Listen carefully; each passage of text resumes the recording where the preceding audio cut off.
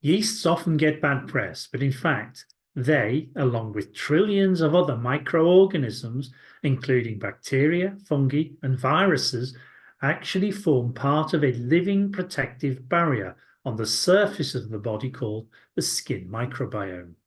This layer helps the skin to stay healthy and resistant to harmful substances, allergens, foreign invaders, and toxins.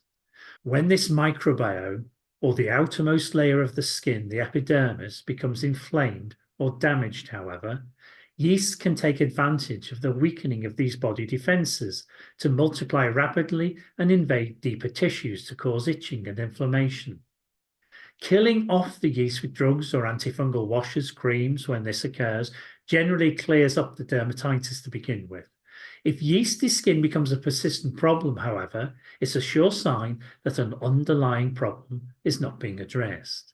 Identifying what this is can be a real challenge, as there are a range of different factors which can be involved. One of the most common and the first to tackle is the inclusion of foods in the diet which fuel the growth of yeast on the skin, in the gut, and elsewhere. And the main enemies are carbohydrates and sugars. Carbohydrates in starch-rich foods, such as grains and potatoes, are converted to simple sugars, such as glucose, fructose, and galactose during digestion, and yeasts love to feed off these. Likewise, sugars in fruit and sweet vegetables, such as carrots and butternut squash, also encourage yeast to multiply rapidly. The higher the percentage of sugar in the diet supplied by grains, fruit, vegetables, and any sugary additives added by our manufacturer, the greater the risk that a yeast overgrowth will occur. And when this involves the skin, a characteristic cheese puff type of aroma is often the result. With this in mind, it's best to avoid feeding any food which contains carbohydrate or sugar-rich ingredients.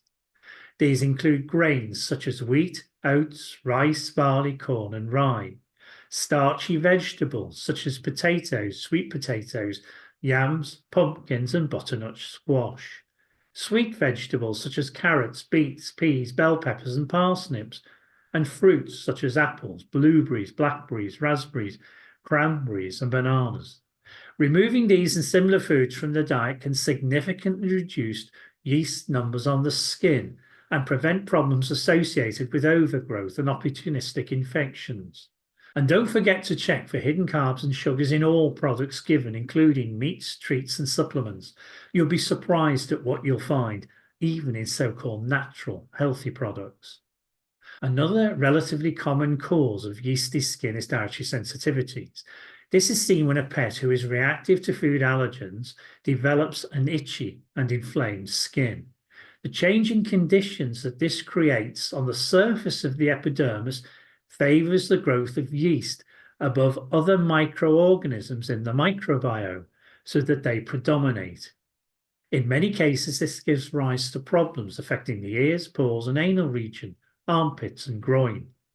If a dietary sensitivity is suspected, trialing different meats at 2 to 3 week intervals is the best way to identify if one particular animal protein is better than any others and solves any yeast issues present, along with any other skin problems.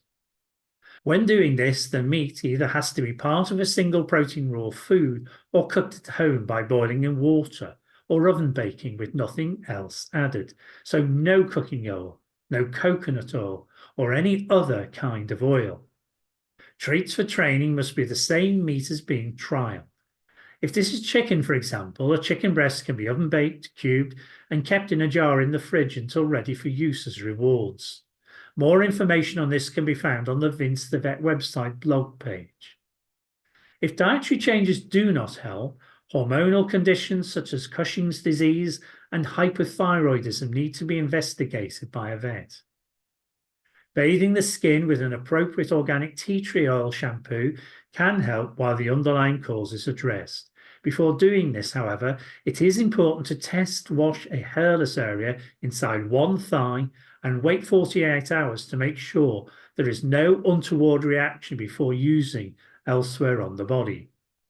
Finally, adding immune-supporting antioxidant-rich supplements can be highly beneficial once the best diet has been determined. Vinstavet immunity and vitality plus a good quality algal oil are ideal for this. For more information on this topic, visit the Vinstavet blog page at vinstavet.co.uk.